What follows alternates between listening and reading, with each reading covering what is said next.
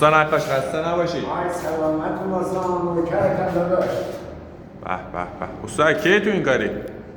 والا از اون موقعی که خودم رو شناختم میشه چند سال؟ تقریبا 25 سال پیش بودم. 25 سال.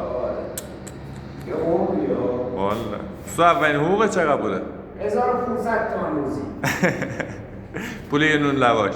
والا پول یه دونه لواش ارز. به به. استاد حالا پیشرفتی هم داشتی تو این همه سال یا نه؟ اینا نداشتم خدا رو شکر. این پیشرفتم به خاطر اینکه برم کار ببینم یه تصادف کردم. این پیشرفتم هم که دم در دیگه. به به داداش به. اون لاستیک جلوش هم بگیر. چرا؟ تازه خریدم اونو. هنوز دستشو ندادم. هنوز دست تو کار با میشه میزونه. استاد بکنم این همون 20 سال پیش گرفتی دیگه. اینا موقعی که 900 میلیون ده. برای 900 میلیون من برای 900 میلیون almışam. Lastikini almışam 3 milyon diyorum. Henüz istigalı. Neden biz yandık?